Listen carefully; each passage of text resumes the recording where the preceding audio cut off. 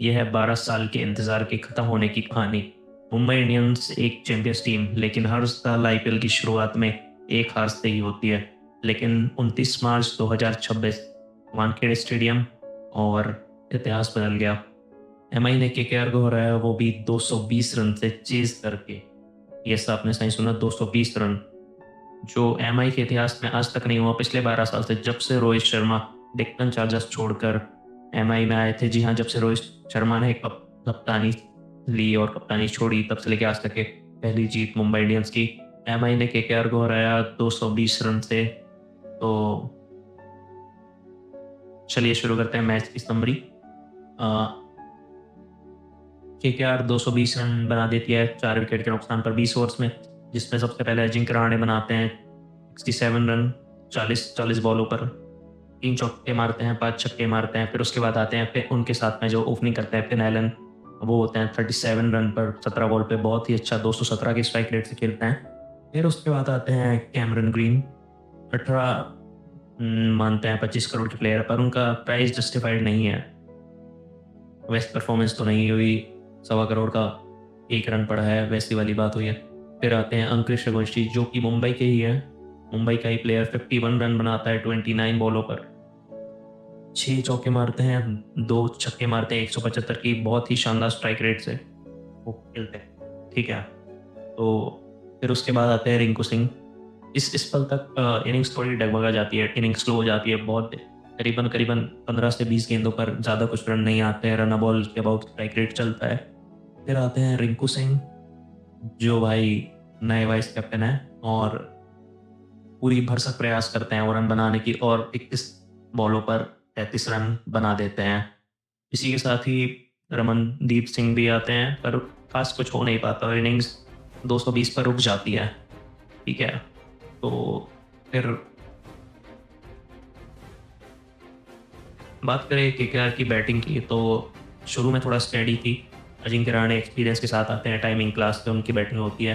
अंकुरिश Raghuvanshi fearless batting करते हैं, cricket खेलते हैं, अटेंगे अपना। मिडिल ओवर्स में केकेआर ने एग्जैक्टली वही किया जो एक T20 टीम को नहीं करना चाहिए। थोड़ा स्लो हो जाती है, लूज बॉल्स को पनिश करती है, प्रेशर शिफ्ट करने की कोशिश करती है, पर काम नहीं बनता है। आखिरी में जाकर डेथ ओवर्स में एक्सेलरेट करती है और स्कोर को 220 तक पहुंचाती है। तो फिर अब नेक्स्ट पारी में इसमें बॉलिंग की बात की जाए तो ट्रेंट बोल्ट 4 ओवर में देते हैं 38 रन, 3 विकेट उन्हें नहीं मिलता है, 3 वाइड वो डालते हैं। इकोनॉमी रहती है 9.5 की। हार्दिक पांड्या कप्तान, जो कि अपनी कप्तानी जब से लिए तब से बॉलिंग बिल्कुल छोड़ते नहीं हैं, वो करते हैं 3 ओवर और लगभग 39 रन देते हैं। 1 विकेट उन्हें मिलता है और 2 वाइड वो भी डालते हैं। और गजन अख्तर जी आते हैं, 4 ओवर वो डालते हैं। बहुत ही गंदी पिटाई होती है। 51 रन उन्हें मिलते हैं, वो कंसीड कर जाते हैं। फिर आते हैं जसप्रीत बुमराह, 4 ओवर वो डालते हैं, 35 रन उन्हें लगते हैं। बहुत ही अच्छा इकोनॉमी रहता है उनका 8.8 का। फिर आते हैं शार्दुल ठाकुर, 4 ओवर 39 रन वो भी दे देते हैं। 3 विकेट लेकिन शार्दुल ठाकुर को मिलते हैं। जी हाँ, ये गौर करने वाली बात है, 3 विकेट मिलते हैं शार्दुल ठाकुर को। कैमरन ग्रीन, अजिंक्य रहाणे और फिन एलन का बड़े विकेट शार्दुल ठाकुर के नामे जाते हैं। और अंत में मयंक मार्कंडे करते हैं सिर्फ केवल एकमात्र ओवर, जिसमें उन्हें पड़ते हैं 16 रन। तो बात की जाए इसके बाद एमआई जब चेस करने आती है, तो इस बार जैसे कि हम लोगों ने सबने एक्सपेक्ट किया था कि एमआई की बैटिंग में रोहित शर्मा और क्विंटन डी कॉक उतरेंगे, पर हुआ इसके उलट। जो उनके पुराने साथी थे रैंडी कल्टन, उन्होंने साथ में उन्हीं के साथ में रहे हैं वो।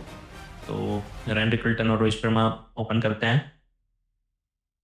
तो रोहित शर्मा बहुत अच्छे शॉट सेलेक्शन करते हैं, रैंडी कल्टन कॉन्फिडेंस हाई रहता है, एग्रेसिव बैटिंग चलती है। तो एमआई की चीज़ में हमने देखा तो कि मेन हमें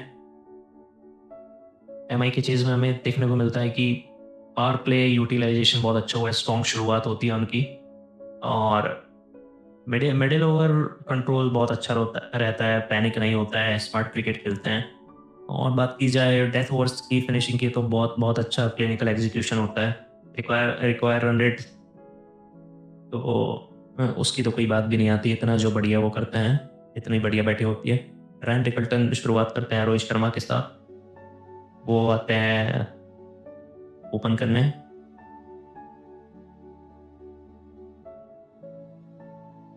एक सेकंड,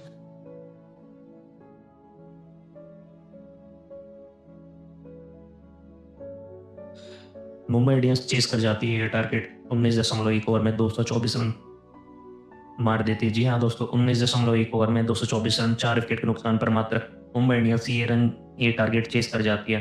तो रैन रिकल्टन बहुत ही बढ़िया शानदार पारी खेलते हैं, 81 रन बनाते हैं, 43 गेंदों पर 4 छक्के मारते हैं, 8 छक्के मारते, माफ कीजिएगा, 4 चौके 8 छक्के मारते हैं, 190 के लगभग स्ट्राइक रेट से 81 रन बनाते हैं, लेकिन दुर्भाग्यपूर्ण रन आउट हो जाते हैं वो। अनुकूल रॉय बहुत ही बढ़िया फील्डर KKR के। साथ ही साथ रोहित द हिटमैन शर्मा वो बनाते हैं 78 रन। कमाल की फिटनेस, कमाल का ट्रांसफॉर्मेशन रहा है रोहित शर्मा का, लेकिन 38 गेंदों पर वो बनाते हैं 78 रन, जिसमें 6 चौके और 6 छक्के रहते हैं, 205 के स्ट्राइक रेट से वो बनाते हैं रन। और इसी के साथ एक उनका कैच हो जाता है। 78 के स्कोर पर रोहित शर्मा आउट होते हैं। फिर आउट होते हैं सूर्य कुमार, आते हैं नए बैट्समैन, 3 चौके वो मारते हैं। थोड़ा टच में दिखा अपना प्लेयर पर, वो भी आउट हो जाता है। कार्तिक त्यागी की बॉल पर रिंकू सिंह को कैच थमा देते हैं।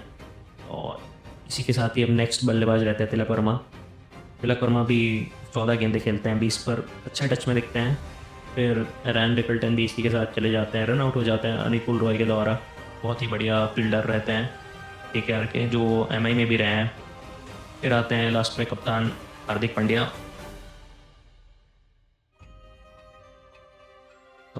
पांड्या आते हैं और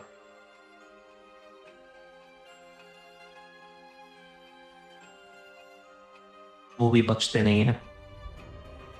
तो सुनील नारायण पता नहीं क्यों एकदम आखिरी में बॉलिंग करने आते हैं। 20वें ओवर में आते हैं सुनील नारायण, हार्दिक पांड्या रहते हैं।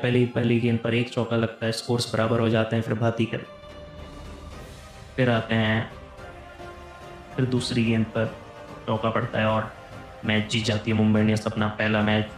जी हाँ, हर साल MI फैंस उम्मीद करते थे कि अब हर बार डिसअपॉइंटमेंट मिलता था, लेकिन आज वानखेड़े में जो सेलिब्रेशन था उसकी सबकी आंखों में रिलीफ दिख रही थी। ये जीत सिर्फ पॉइंट्स टेबल्स की नहीं है, ये माइंडसेट बदलने वाली जीत थी। माइंडसेट बदलेगा, ज़रूर बदलेगा मुंबई इंडियंस का, क्योंकि आखिरी जीत को काफ़ी समय हो चुका है। तो अब final verdict match 2 MI versus KKR।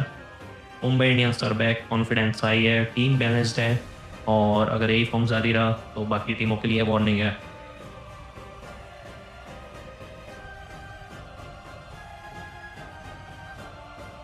तो चलिए अंत में ये है, आप बताइए क्या इस साल MI इस बार ट्रॉफी जीत सकती है? कमेंट में ज़रूर बताइए। अगर आपको यह पोस्ट मैच एनालिसिस पसंद आया हो तो लाइक करें, शेयर करें, सब्सक्राइब करना मत भूलिए। मैं मिलूंगा आपसे अगले एनालिसिस में, तब तक के लिए क्रिकेट एंजॉय करते रहिए। धन्यवाद।